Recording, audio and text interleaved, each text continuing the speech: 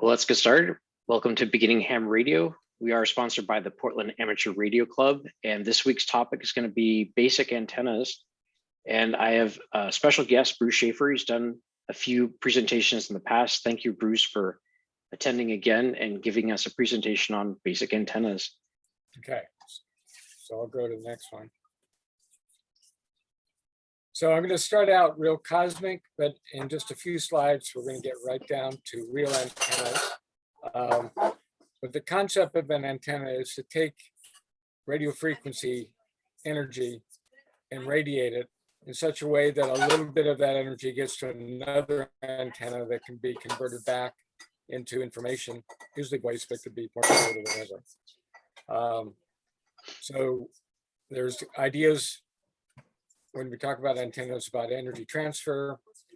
When some antennas will focus the energy, and the amount of focus is referred to as gain.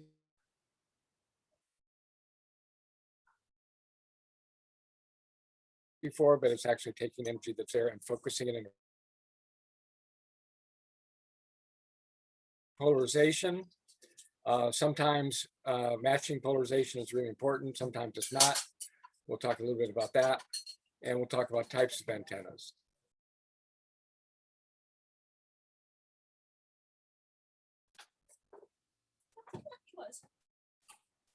Did I lose audio? No, we can still hear you. Oh, okay, good. So any alternating current will generate a radio wave. We care about high frequency. Technician license has limited access to high frequency, but it has unlimited access to very high frequency and ultra high frequency. And the alternating current will always produce something, either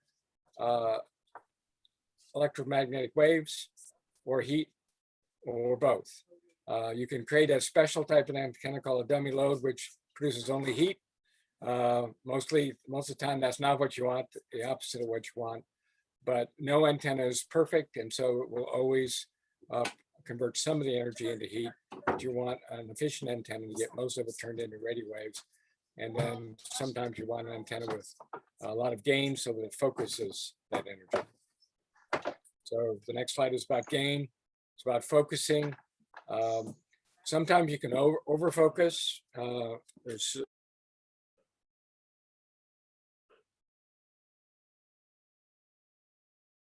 things in that direction, but make things terrible in other directions.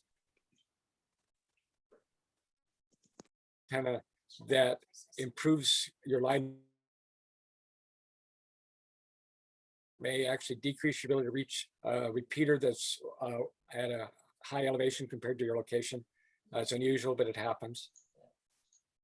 Polarization refers to vertical or horizontal.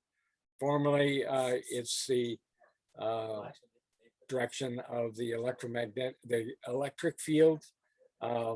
But in practice, all you need to know is vertical antenna is vertically polarized, horizontal antenna is horizontally polarized. For line of sight communication, you want the polarization of the antennas to match. So the convention for most VHF, for most UHF and VHF is vertical, but sometimes when you want to go a longer distance, the convention becomes horizontal. And we could talk for 20 minutes about polarization.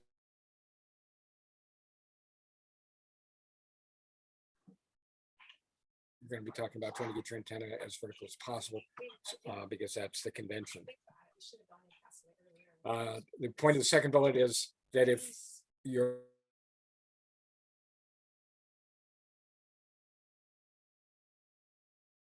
have the effect of twisting the polarization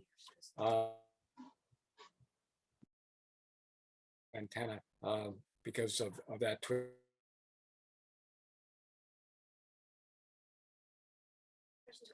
So this list is in the beginner publication called Getting on the Air of November 2020. It was also served as the December issue because there was no December issue. And it has several articles on antennas, and one of them goes through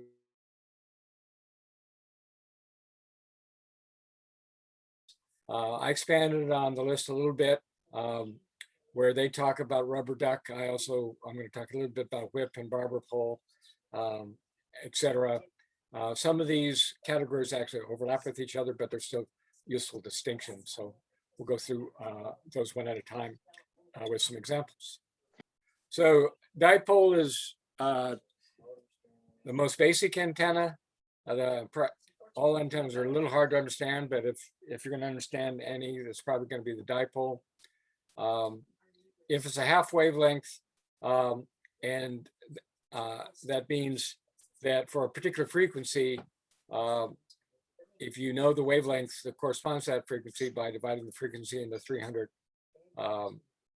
million and divide that by 2, you can design an antenna that has a quarter wavelength on each side for a total of half wavelength, and it will be high current in the middle and high voltage at the ends, and in the middle it will typically, depending on how high it is above the ground, be around 70 ohms, and you can probably feed it with 50 ohms without a big problem. So we're showing a piece of coax here connected with the inner conductor connected to one side and the outer braid to the other. The dipole antenna is considered balanced. Coax is not balanced, so you usually include a balance-unbalanced conversion, and there's lots of types that would be a different class we won't go into. But if you hear somebody talk about a balun, that's dealing with the fact that the antenna may be balanced and the coax is not. Any questions about dipoles in their basic form, Steve? Yeah, when you talk about balanced, what is it? What measurement is balanced or not balanced? Oh, there's probably a complex physics explanation, but the one that I use is the left side looks like the right side. So is it length? The length will affect its resonant frequency, but balance in this case means that it has a left and right side, and they're essentially the same. In this case, they're both quarter wave and they're both horizontal. You can make antennas that are not balanced, for instance, the next one I'm going to talk about is not balanced because you feed it from one end, and that produces a completely different impedance and has some important effects on how you feed it. Another way of putting it is, for a long time, coax was not as popular as it is today. So you put up a balanced antenna, you fed it in the middle with ladder line or twin lead, which are also balanced. Their left and right look the same. They're symmetric is another word that might be more descriptive of balanced. Symmetric, balanced are equivalent in this case. So if you were to feed this antenna with ladder line or twin lead, it would not require a balun. It might require a impedance transformer, but that's getting too deep in the weeds. But that's the basic idea. Why do we use coax? Because it allows our feed lines to go near things like gutters and aluminum frame windows and downspouts without causing problems. If you use uninsulated feed line, you have to be a lot more careful about where that feed line is, at what angle, and how much it bends, and lots of other things that can be quite worthwhile. But there's a lot of advantages of using coax, so you'll see it most of the time these days. And then you'll see a bunch of exceptions where people are using ladder line for reasons we can get into during the Q&A if you're curious. Follow-up questions? So Bruce, correct me if I'm wrong. So in general, with exceptions, that coax, which is kind of the picture that we see on this slide, is generally considered unbalanced feed line, whereas the ladder line is considered balanced feed line. Exactly. Okay. And for this particular antenna, you could technically feed it with balanced line, which is, for example, ladder line or twin lead. And then you would not need well, you wouldn't necessarily need a balun to for the antenna itself. You may need something to connect it to your radio, but with using coax, then you would need a balun. Correct. Okay. And the risk of getting into too much detail, in certain HF work, ladder line is real common. And it's for VHF and UHF, it's uncommon. And we could try to, during the Q&A, try to tease out why there's a different pattern there. So you occasionally can get away without a balun with a VHF antenna, and there's some ramifications of doing so that we can also get into. But first, I'd like to go through a lot of types of antennas, because that's perhaps more fun than the subtleties of feed lines. So go to the next slide.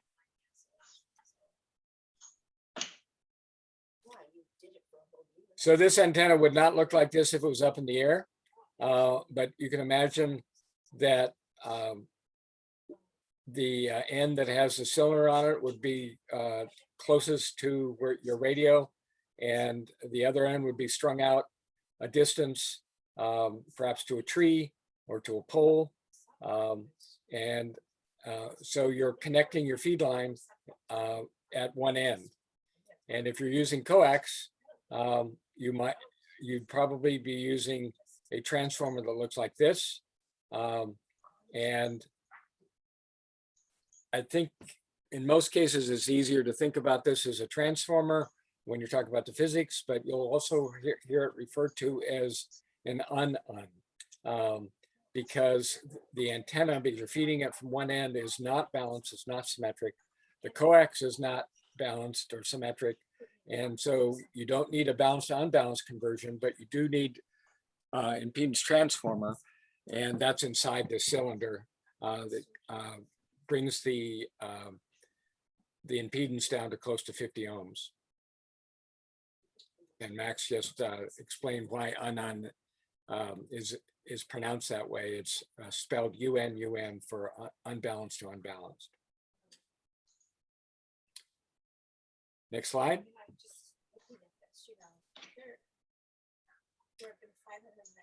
The first one on this slide is probably the most familiar, except that we usually don't take off the cover on our rubber ducky on our VHF or dual band handheld radios, but inside there's a spring. And why is there a spring? The easiest way to think about it is it allows a longer antenna to be in a smaller space. And that's mostly true, as you're using a coil so that you don't have a real long antenna that you would have trouble using, for instance, inside a car where the antenna would poke to the roof if you were sitting in a typical sedan. It's also more convenient to stash one of these in a backpack or in a pocket or clipping them on your belt. The other thing that's going on, I'm pretty sure, although I haven't double checked, is the coil adds some inductance, and that will tend to shift the resonance even more than the length of the coil if it was unwound. But that's getting pretty esoteric, and we can talk about coils if that comes up later.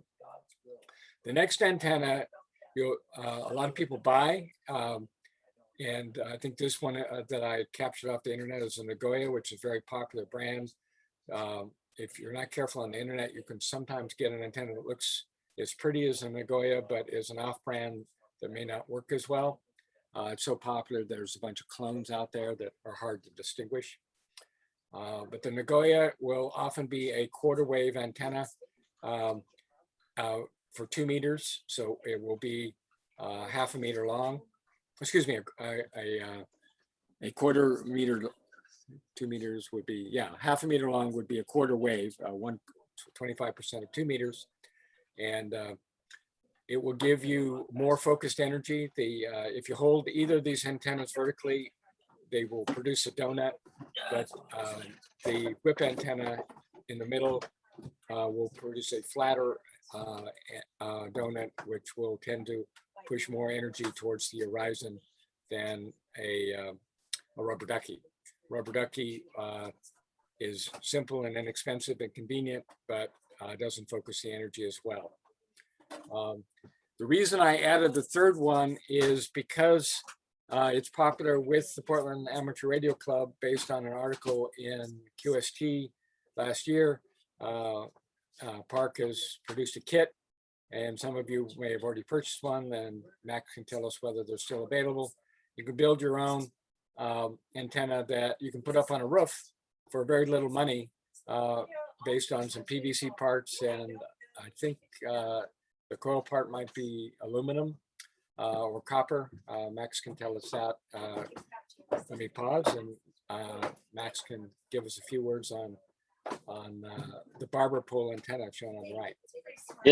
Yeah. So we did produce the kit. I don't have any made right now. However, if you want to order any, just let me know. I do have parts that I can put them together. And the kit takes about an hour or so to put together. It's made with a copper foil. It's about 20 inches long, and it's easy to put on your roof, or even just as simple as putting on a post or something outside your window. And it greatly improves your reception and transmission range for your HT. Now, I have not studied the barber pole antenna, but my first guess is getting it up higher than your cheek will be the big advantage. So if you can put it up on a pole or on a roof, you may be able to reach people that will never reach, even with a nice Nagoya antenna with your handheld, because you're not probably going to climb on the roof every time you want to talk to somebody. The reason I included on this slide was it's conceptually very similar to the rubber ducky, although it's much larger. It is smaller than some of the other antennas we'll be talking about next. Because of that coil design, it saves a lot of space. Next slide. This pictures a do-it-yourself quarter wave vertical with radials. This is an unbalanced antenna because the top part is typically connected to the center conductor, and the bottom part is completely different. It's not symmetric at all. It's, in this case, 4 radials. It's also common to have 3 radials with a slightly different design. The radials serve as the other part of the antenna. A fancy word for the radials in terms of physics is counterpoise. You will sometimes hear these referred to as ground plane antennas, but that's a overlapping category of antenna. Many commercial antennas are the equivalent. They tend to be prettier, fairly inexpensive. Commercial quarter wave with radials is going to cost you between $50 and $100. You'll probably spend more money for a nice tripod or mast than the antenna itself. But you can also make them, as this design indicates. First time I showed a similar slide a few years ago, somebody said, "Why are they at 45 degrees?" And I didn't know, but fortunately, somebody in the back of the room did. They said that they were virtually certain that if you have them stick straight out, you will not get 50 ohms, and the coax is 50 ohms that you're connected to. So having your radios at an angle gets you a better impedance match, which is a subject we're not officially covering tonight, but again, we can talk about it in the Q&A. Impedance matching is an important aspect of setting up an antenna, unless you're buying commercial setup, which is probably all going to be 50 ohms right out of the package, so you don't have to worry about it. Next slide. A mag-mount antenna without a coil is like the one in the middle doesn't appear to have one at a glance, is very similar in terms of physics as the previous one, except instead of having radials for the counterpoise, it uses the roof of your car. And so it's an asymmetric and unbalanced antenna that you can feed with coax, probably without a balun. The one on the left appears to be a collinear antenna. It actually has 3 sections, and the little coils in between the sections serve as delays so that it can radiate the same wave multiple times in phase, and they will tend to reinforce each other, so you get more focusing, more energy towards the horizon than you would if you had a single conductor sticking up. One on the left, I believe, is a 3-way collinear antenna. The one on the right is probably shorter, and maybe so short that it's a coil just to be resonant at 2 meters. A trick that you've heard us talk about is if you want to use this at home or on a balcony, get a cookie sheet, the bigger the better, or something equivalent to cookie sheet. I've heard people using a very clean oil pan. Just about anything metal and horizontal will serve as the counterpoise, and you can use a mag mount for more than just on a vehicle. Max, let me take a pause for questions and for you to repeat anything that got garbled due to my weak internet connection. Yeah, your audio is doing really well. Oh, good. Questions from anybody? It doesn't have to be on this slide. It's easy to go back. So, you mentioned the ground plane could be a cookie sheet. Does it have to be magnetic? I think, no, it has to be conductive. The easiest way to get a mag mount to stick to it and have a good connection is for it to be magnetic. But if you had a non-magnetic thing like a copper sheet, and your mag mount was firmly placed on the copper sheet, I'm going to guess it worked fine. Did somebody put in chat an answer to a more informed answer to the question? There's always been preliminary news. I can answer that question.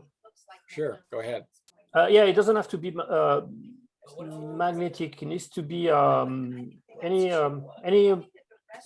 metal that is a conductor. So copper, aluminum, anything that will be a conductor will work. Like Bruce said, if it's magnetic, since it's a mag mount, it will stick on that piece of metal, more easily. But there is no connection, electrical connection between that magnetic plate and the antenna. Oh, it's so it's not connected to the shield of the coax? Not really, because if you mount that on a car, for example, you're gonna have the paint. That's gonna be an insulator between the magnet and the body of the car. Oh, good point. Okay, so every time I teach, I learn something. So let's go to the next slide, and we can keep taking questions. It makes it more fun for me. A collinear antenna, we accidentally touched on a previous slide. More commonly, a collinear antenna is going to be a big antenna on your roof. And you can make one yourself. This is a copper J-pole made out of copper tubing soldered together. In the middle, there's a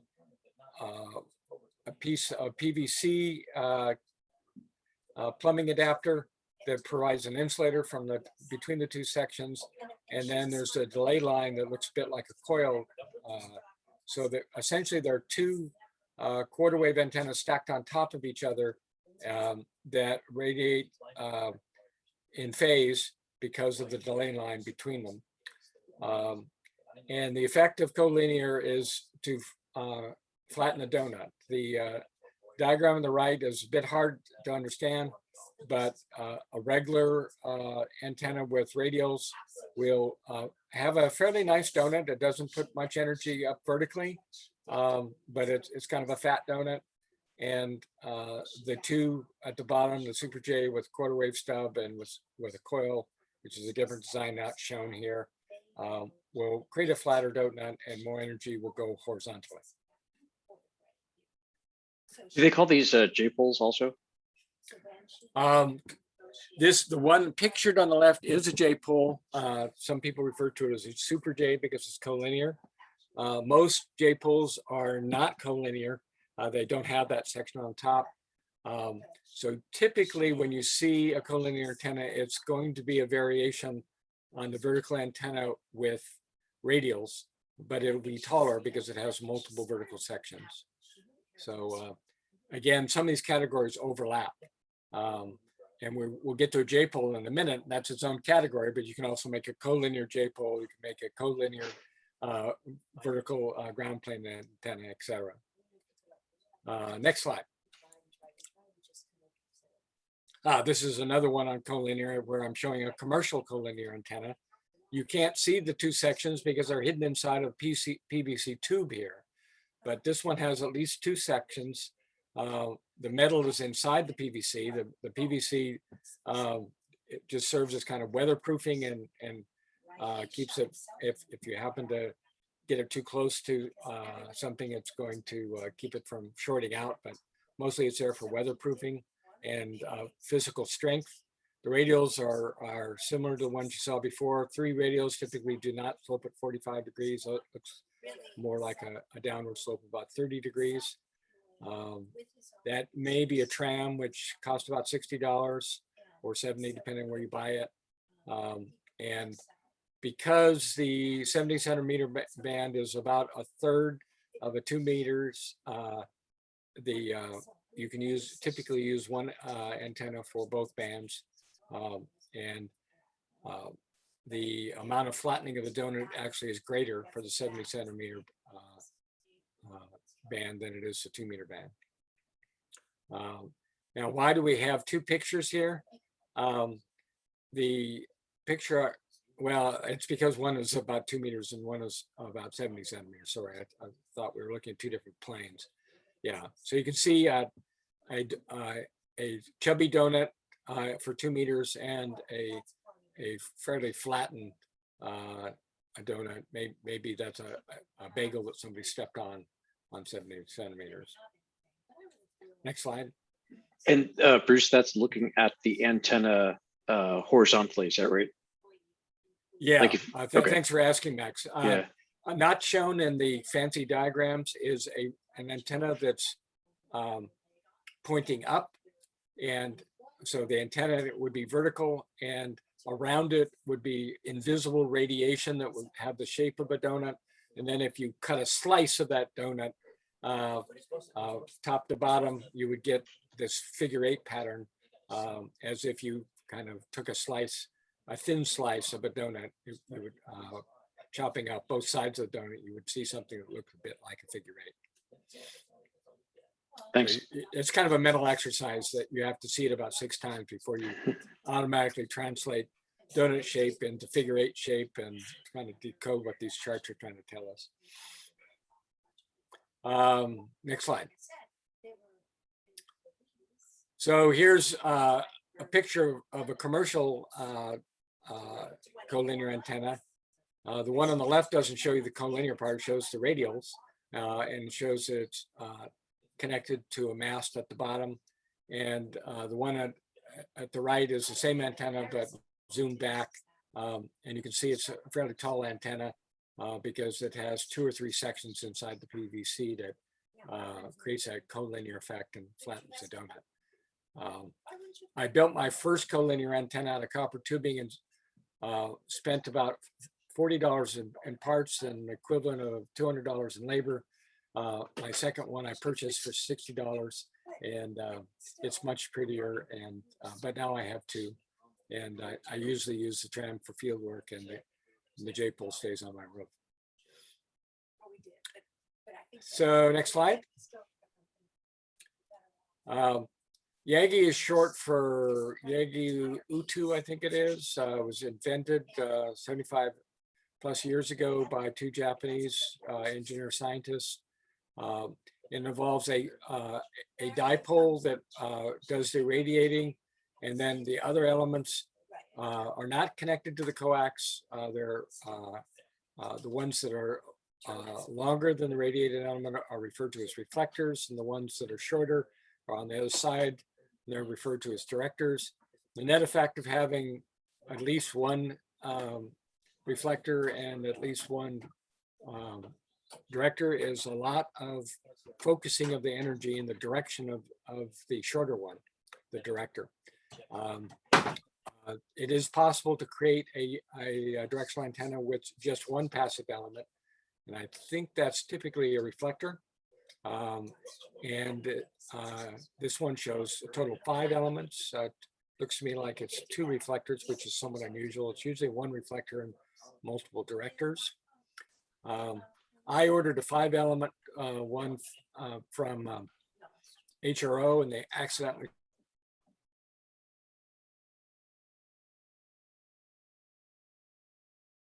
but we'll charge you a little less than the difference because it's our mistake. So I have a 10-element by mistake, and I think that might be in the next slide. Go ahead. Yeah.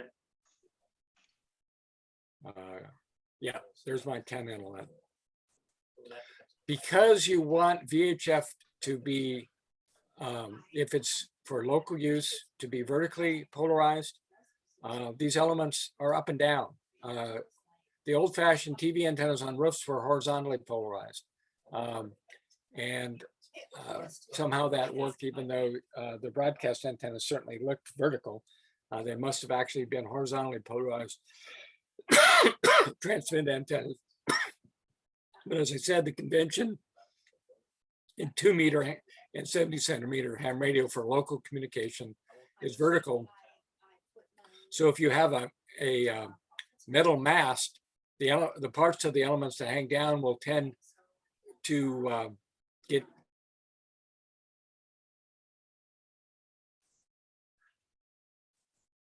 interference, to misuse the word, from your metal mast. So either use a fiberglass mast with a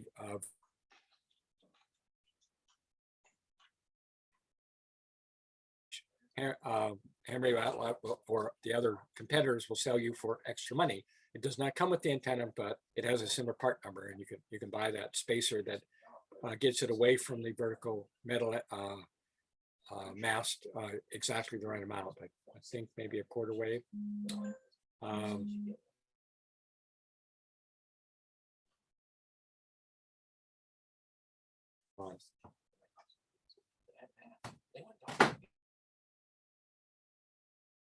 We lost a few seconds of audio there, Bruce.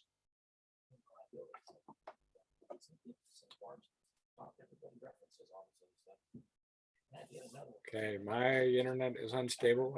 Can't tell whether Max has advanced you guys to the next slide. Not yet. There you go. We're on JPOL. I think so.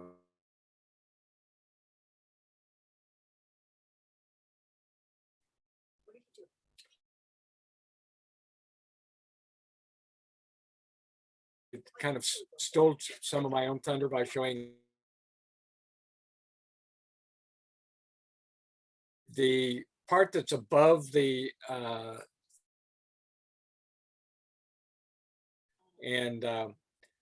it works like a vertical.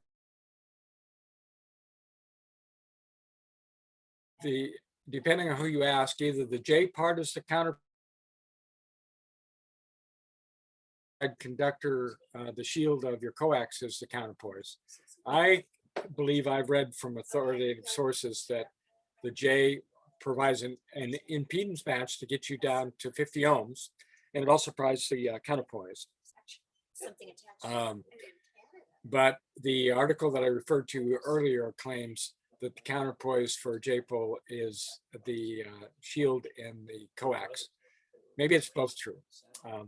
I should research that if it matters. The diagram on the left is a very elegant JPOL made from 2 pieces that are connected at the bottom with a bracket and screws. And the part that sticks up above the shorter one is a quarter wave, approximately, and the part that overlaps is approximately 1/8 of a wave or less.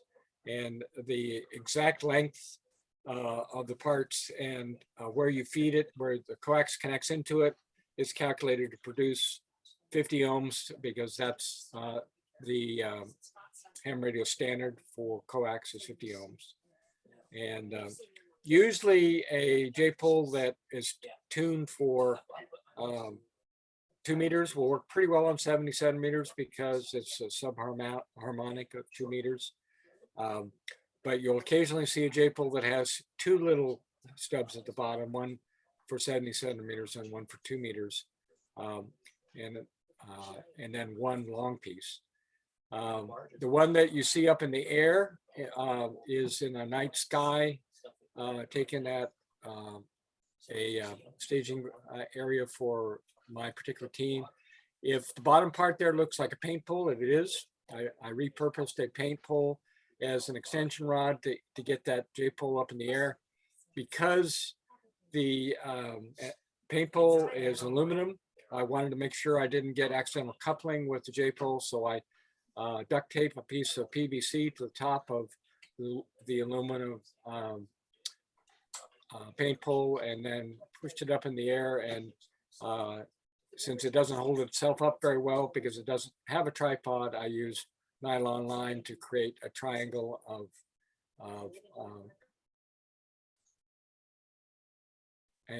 that. I have a funny story about guidelines, so I'll hold off until the Q&A. So this is a combination of an improvised antenna mast that the idea I got from, I'm going to get stuck on his name. I'll come back to me during the Q&A. The guy that's been doing ham radio longer than me, I asked him about how to get these antennas up in the air if you're in the West Hills, and he said, use a paint pole. So I did. Questions about the J-pole design? One reason they're popular is you can make them yourself. You can even make them out of ladder line or twin lead if you have a way of hanging it or stiffening it so that it hangs vertically. And that makes them very easy to deploy because you can just stuff wind the thing up and put it in your pocket or in a backpack, and you get to a field area and you have a way of getting up in the air. You hang it up in the air and it's going to work pretty much the same as the copper J-pole, but for less money and much more portable. When they're flexible like that, they're referred to as, help me here, Max. What's the slang term for Like a roll up? Yeah, roll up J-pole. You don't really roll them up; you kind of roll them down and hang them up. But they're referred to as roll up J-poles. This one in the picture, is that a dual band? Yeah. Okay. And it's pretty common if you make a 2 meter J-pole out of copper tubing, it will almost always resonate at least part of the 70 centimeter band. Its SWR may go up on the edges of the band depending on exactly where you feed it. It's kind of there are online calculators. If you decide you want to make your own, look for J-pole calculator on the internet. You'll find about 5 of them, and it will give you the dimensions for a particular frequency. And typically on the 2 meter band, since it runs from 144 to 148, you'll want your J-pole to be set up for 146. But if you do all your work at one end of the band, then you can tune it for that end of the band and it'll work somewhat better, closer to its resonant frequency. Is that the last slide or is there one more? Loop antennas. Loop. Yeah, we saved the funniest ones for last. They occur earlier in that article that I referred you to. They're not intuitive because they seem to short each other out. They are symmetric more than a lot of the antennas I've showed you because they have a left side and a right side. I haven't studied up much on loop antennas. I can tell you that for their size, for the band, they're often a smaller antenna than some alternatives, so that you'll see people working 20 meters with a relatively small loop antenna. I can also tell you with some confidence that the reason for the inner loop is not to give you another radiator, but the way that you feed it, you connect your feed line to the small loop, and it indirectly transfers energy to the big loop, and it provides an impedance match so that the big loop would be anywhere close to 50 ohms on its own, but by the right size of the little loop, you end up with something close to 50 ohms at the resonant frequency of the antenna. I think these are slightly directional. They have a reasonable amount of gain. I think somebody told me that their SWR is not as flat as some other antennas. So at the edge of the band, you may not have a very good match, and you may lose some efficiency, or your transceiver. One problem with if your SWR goes much above 2, your transceiver has an automatic circuit that cuts back the power. And even though the antenna could probably handle the mismatch, and the feed line could probably handle the mismatch, you don't want to burn out the final transistors in your transceiver. So it errs on the side of preserving itself by cutting back the power. And that means less energy goes out because you're producing less energy in your transceiver. Questions on loops? So the good news is we covered lots of real antennas. Bad news is I've covered it so fast that I haven't done any one design justice. Max can decide whether there's enough interest in antennas to have sessions on particular designs, but we can also take questions during the Q&A. And fortunately, we got some people here that will be able to answer some of the questions much better than I, and we can all learn something. Are there any more slides in the file that I sent you? Oh, my contact information. Yeah, thank you very much, Bruce. Anybody have questions for Bruce about antennas that he's covered or not covered? Hey, Steve. Where do grounds come into play, and when is a ground required versus not required? Grounds are primarily there for safety.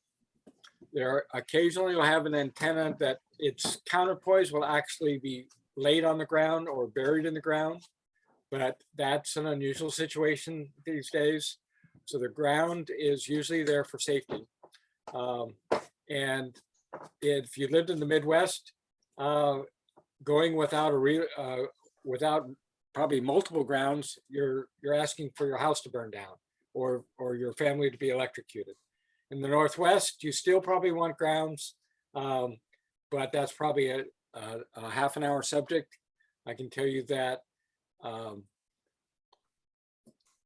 if you put in your own ground rod, you almost certainly are going to want to use a very fat piece of copper to connect it to the service entrance ground rod that your house already has. Some houses have 2, and they'll already be connected to each other if you have 2. If you add another one near your antenna for safety purposes, you can actually create a safety problem with your house if you don't connect them. The somewhat fancy term for connecting ground rods is bonding them. So something like a number 6 piece of copper wire run some way around your house or around to the side that has the surface entrance ground. The length of the ground rod is probably more governed by local building codes, electric codes, than it is radio theory. That probably means that 8-foot ground rod is recommended. That can be challenging to get in the ground. I got lucky. I found a design on the internet for a water jet that I could connect to a garden hose. And I was able to drill an 8-foot hole with a garden hose in about 5 minutes and stick my ground rod in. If I'd run into a rock, I would have had to try multiple times and may never have succeeded, but I got lucky the first time and loaned it to another person who got lucky. I've heard other people curse and swear about how hard it is to get ground rods in. One of the problems you can run into with ground rods is if you put them close to your foundation, you may be running into gravel that was put in to support your foundation, and etc. But ground rods are important. Grounding antennas are very important for safety. There's another subtlety that is halfway between safety and propagation, and that is protecting your equipment from power surges. Just like we use power strips that keep our stereo equipment, our TV equipment protected from surges in the grid. A lightning strike that occurred a half mile away from your house will not burn down your house. A quarter mile away will not burn down your house, but will produce so much electromagnetic energy that could go to your antenna that it may blow out the receivers in all your radios if they're connected to an antenna. So you may need to invest in rather expensive surge protectors that are sometimes referred to as lightning arresters, but they're really surge protectors for antennas. A cheap one might be 25 bucks and a good one might be 50 bucks per antenna. They also serve to ground the shield of coax to the ground all the time because of the way you hook them up. And when there's a surge, they magically, via ionizing a gas in a tube, they will short out the center conductor of your antenna to ground, protecting your equipment from anything but a direct strike. Direct strike is probably going to hurt your equipment regardless, but that'll be the least of your worries if you get a direct strike. I probably left out some really important things about grounding. There is a really great book from the ARL on grounding and bonding. It's inexpensive, particularly if you get the Kindle version that I would recommend. It's going to give the truth a lot better than I could. Anything blatantly that I left out that other folks know about grounding and bonding? So the thing you need to keep in mind is any piece of vertical metallic conductor is going to attract more lightning than something horizontal. So if you have a vertical antenna, I advise you to ground that antenna. Good point. Good point. Other questions? Oh, here's a question nobody asked. If you're going to take an antenna to a field deployment and set it up for 6 or 8 hours, should it be grounded? The safe answer is yes. It's less common because if you're out there on field day and there's a rumor that there's an electromagnetic storm, you probably want to decamp, take everything down, and go sit in a car with nice rubber tires so that you're largely protected from lightning. And after the storm has completely gone through, set up everything again. But if you're not so sure because you want to be extra careful, or even one notch more careful, you can, with permission of the owner of the field that you're setting up in, you can hammer in maybe a 4-foot ground rod and ground your antenna, or your mast at least, if not the antenna itself.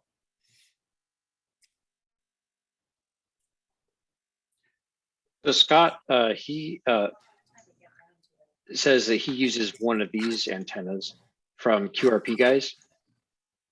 And this is a no-tune end-fed half-wave. And it is portable. It's made out of a printed circuit board. And it is a kit. I think that there's some soldering, but it's probably 10 to 20 minutes at the most. And check out this guy, the site if you haven't seen it. They have a lot of different antennas that are pretty interesting and not too expensive. So when it's fully deployed, it's the size of your hand? Yeah. Wow. No, I'm sorry. When it's fully deployed, it's probably about 30 feet. Oh, okay. Let's say. Yeah, but it wraps up like the PCB is the antenna winder after you're done. Oh, I see. Okay. Yep. Okay, you can see it's totally news to me, but it sounds pretty cool. Yeah, this is it's more of a QRP type antenna. Something you could put in a backpack and hike to the top of the hill. Yeah, yes, yeah, that's the idea. So and really this kit is really just the just the matching the antenna matching. The antenna is just a wire that you hook to this, and then you string up a tree or something. So So you Really careful. you coil up the antenna for Yeah. portability, and then Yeah. string it up some way Right. and hook it to this matching element. Cool. Right. And do they supply you? It doesn't look like they supply you with a antenna wire. No, they don't. Okay. But I actually have I built one of these using 3D printing too. I don't know. Nice. You can basically take the same circuit. I actually can show you that if you. Yeah. Yeah. Here, let me move my camera here. I mean, here's a 3D printed box. Basically, it just has the BNC connector in it, and it basically just the only part that you really that's for the Balun type thing or Unan, I forget which one it is, but it's basically it's an FT82-43, which you can get on Amazon. So yeah, so anyway, all the rest of it is just 3D printed, and then parts from a hardware store, stainless steel, wing nuts and so forth. So yeah, this one's obviously not built, but the ferrite goes here, and then you wind it basically, and the antenna would hook here, and then also have an option for having a counterpoise here, although that's kind of optional. So you can also add a counterpoise to this end-fed antenna. Anyway, so that's what I'm using. Well, here's one here that's already built. Here's another one that's hanging up. So how long is Nice. the antenna, the So it length that depends you on use? which band. So it's a half wave antenna. So it's a half wave worth of wire. That's just that you connect to one of the wing nuts. So yeah. So is it? You suspect that it's an end-fed design then, right? Yes, definitely. It's an end-fed. It's an end So- end halfway. Yeah. Yes. So part of the thing you build is a transformer to bring the impedance down to 50 ohms. I forgot the actual term of it. I think it's I don't know that it's a transformer. It's not. I don't believe it's a transformer. It's unless, let me look on it. They see if they tell me. It's basically an impedance matching, because the end of the end-fed antenna is very high impedance. So basically I guess it is a transformer. It's an impedance transformer, so that you transform the high impedance at the end of the antenna back down to something close to 50 ohms. Right. It's a voltage transformer. It's a 49-to-1. Yeah. And it's a voltage transformer basically. That's and compared to a balun that is a choke, that is a 1-to-1 transformer, and this one is a current transformer. Right. That makes sense. Thank you. I heard from somebody that I trust that there's an irony in end-fed that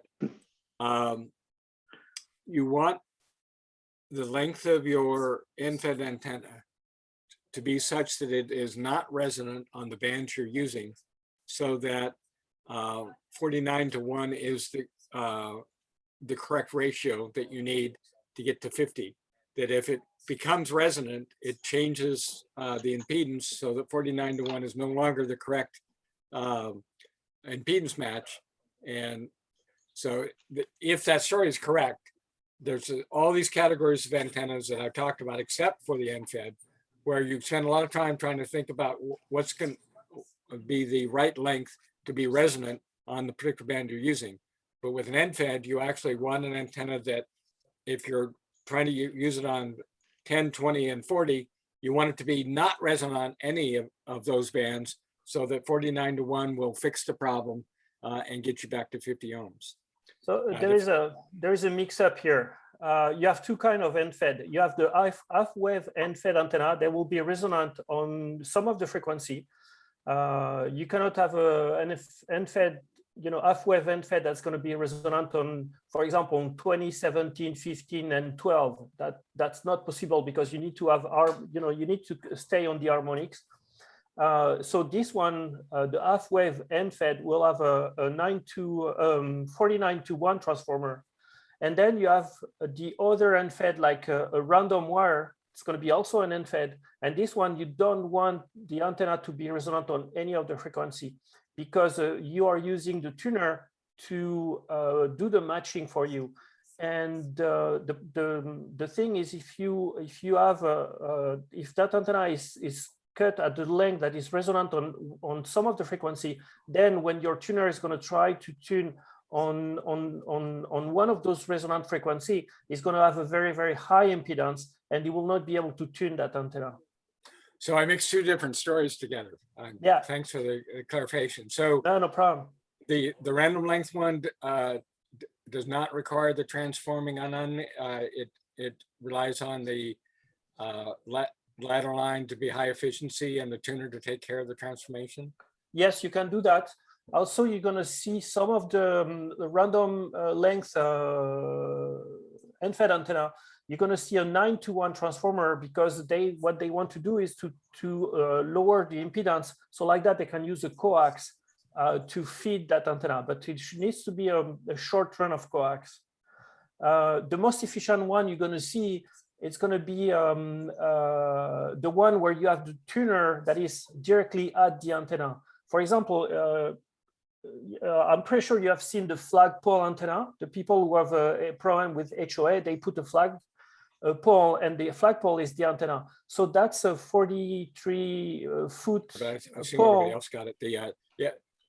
It's a 43-foot pole because that 43-foot pole is the sweet spot where it's resonant on none of the frequency, and then they put the antenna tuner at the base of that flagpole, and they have a pretty good antenna because you don't have any losses in the coax, basically. So I know one very popular antenna that people buy quite a bit is called the Pactenna. And they basically come in two different flavors. They come in a Pactenna end-fed half-wave, sometimes referred to as EFHW. And then they also have a Pactenna, which is in the white on the upper right-hand side. And that comes with the 49-to-1 transformer. They also have the Pactenna random wire antenna, which is where it's more of an you can use it on many different bands, but the random lengths, you want to kind of make sure that they're not resonant on any, as a half wave on any band. So that one uses a 9-to-1 unknown. And that's also a QRP antenna. Yes. Yeah, it's actually quite a nice antenna, not too inexpensive, and pretty much always sold out. If you can get your hands on one, they're quite nice. If you actually just Google random wire antenna lengths, this is kind of a long description of why you would want to avoid certain lengths, but they actually have a bunch of lengths in feet that are really good for antennas. So one of the popular ones is a 32-foot, 33-foot random length antenna. And when I say random, it should fall somewhere in here if you really want an antenna that works well on multiple bands. So the thing you need to keep in mind is you need to have the length of the wire, the minimum length of the wire should be at least the length of the frequency you want to, the lowest frequency you want to work with. So with the 30-foot, you will never work 80 meters, for example. Yep. That's a good point. Another point on antenna links on the QRP guys webpage, the link that I sent, there's actually, they have a list of the wire links required for each band, and it's not exactly half waves. They, and I suppose it also depends on your deployment. We'll change that slightly as well, but they have a table there of the wire links for each of the bands. That's the one that's printed on the. Yeah, it's printed right on the circuit board. Yes. Yeah.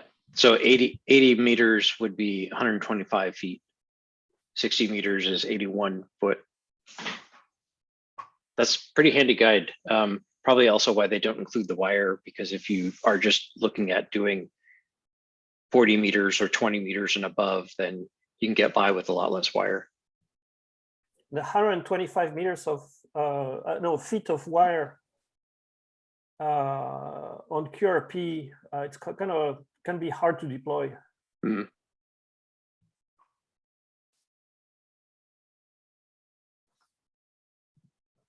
Cool, great discussion. And did that answer your question, Sam, about the random wire end-fed antenna with a 9-to-1 unknown?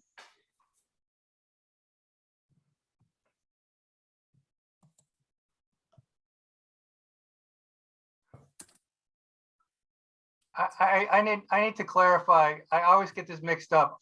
I think it's the 49-to-1 that's for the random wire, right? And it's 9-to-1 for the half wave end fed.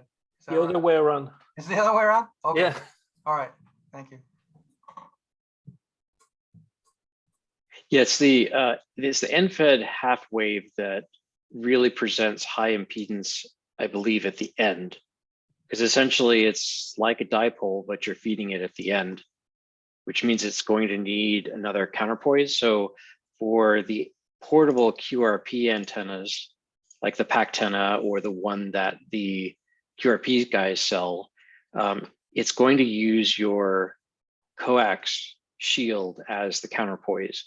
So if you the recommended rule of thumb is if you use these type of QRP roll up either half waves or random wires, you're going to want to have at least 16 feet of coax between your antenna and your radio, even if, which is kind of odd because most of the time, when you're on a park bench working one of these, you could technically just use 6 inches or so, but you want a longer coax line so that you can use it as counterpoise. Now these do have little miniature banana plugs, and it's not visible in here on that one, but let me see if there's another picture. So it's under the wrap here, but you can kind of see this bronze colored mini banana plug, and that's a place that you can connect your counterpoise to if you did want to use shorter lengths of coax, but still wanted to have that counterpoise. So yeah, so that's the reason I included a second wing nut on my 3D printed one, so you could add a counterpoise if you want. I haven't really experimented very much with counterpoises yet. I mean, so far I've been running it without a counterpoise and it's been running okay. But yeah. So if you're doing QRP, you are the counterpoise. Your radio, yourself, you're the counterpoise. That doesn't matter because you're all, only sending 5 watts or 10 watts. The problem is more when you are putting an end-fed, random length or a half-wave end-fed antenna in your house, and you start to transmit with 100 watts of power or more. Then your coax becomes the counterpoise. But the coax gets inside the house, so your entire house becomes the counterpoise. So your electrical system, your plumbing, your everything. So that's why people, they have a problem with those antennas. They have the AC that start and stop by itself, or you have lights are turning on and off, or the microwave and things like that. So it's because so if you want to install an antenna like that in your house and transmit with 100 watts, you need to have make sure you have a counterpoise, and then you need to choke that antenna before the feed line, just before it gets into your house, because you don't want any RF getting inside your house, basically.